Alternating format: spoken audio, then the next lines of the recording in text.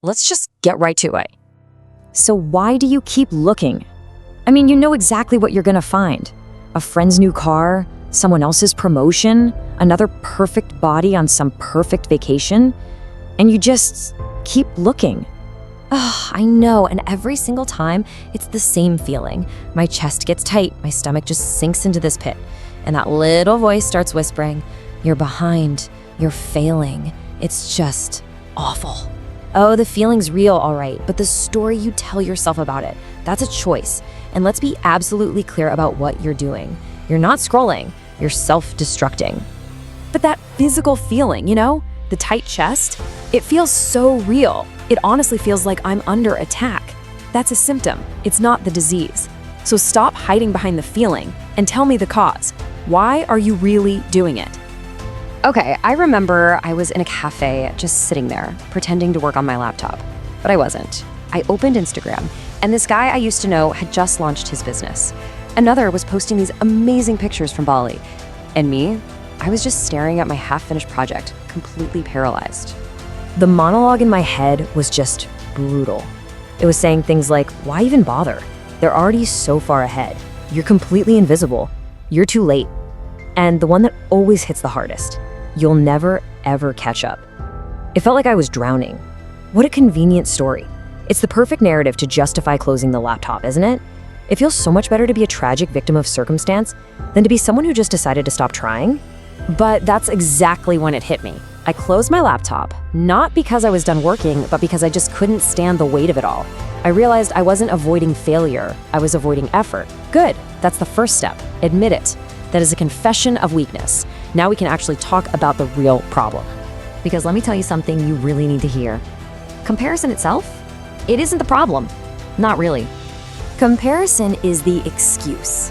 It is your ego's favorite, most comfortable shield to protect you from the blindingly obvious truth of your own inaction.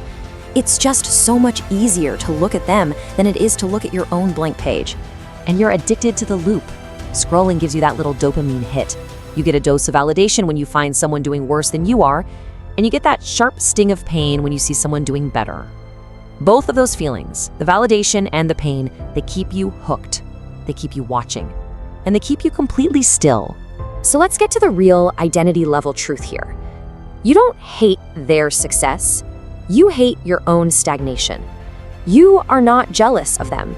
You are fundamentally ashamed of yourself for not doing the work. You aren't falling behind. You are refusing to start. Wow. That stings. Because it feels true. It is gentle race you're losing. That's way too soft. This is not a race. It's a delay mechanism. Every single scroll is you pressing the pause button on your own life. You're standing in front of a locked door, staring endlessly at everyone else's keys, instead of taking out the tools to forge your own. So let me ask you directly, are you a victim here? Or are you choosing this? Because you are actively choosing to watch instead of build, choosing to measure instead of move. I don't know what to say to that. Okay, so here are the hard rules. There's no soft advice here, no comforting words. This is the protocol. 1. No work equals no scroll. If you have not built something, written something, or done anything productive today, you have not earned the reward of watching other people. Period. 2. Track yourself, not them. The only scoreboard that matters is your progress against who you were yesterday. Write down what you did. Beat it today. That's the only game. But unfollowing people, especially people I admire, it just feels so harsh. Which brings us to rules 3 and 4. 3. Cut the feed. If watching them makes you freeze up, they're gone. This isn't about them, it's about your weakness accepted. And 4. Reframe their success. See it as data that proves it's possible, not as a threat that proves you're failing. Now use that data and get to work. Which brings us to the final uncomfortable verdict. You are not falling behind because of them. You're falling behind because you are standing perfectly still. Yeah, I know. Every second you spend comparing is a second you completely abandon yourself. Time is bleeding away. Others are building, and you are watching. Stop, start building, or stay stuck. The choice is yours. Okay, it's my choice.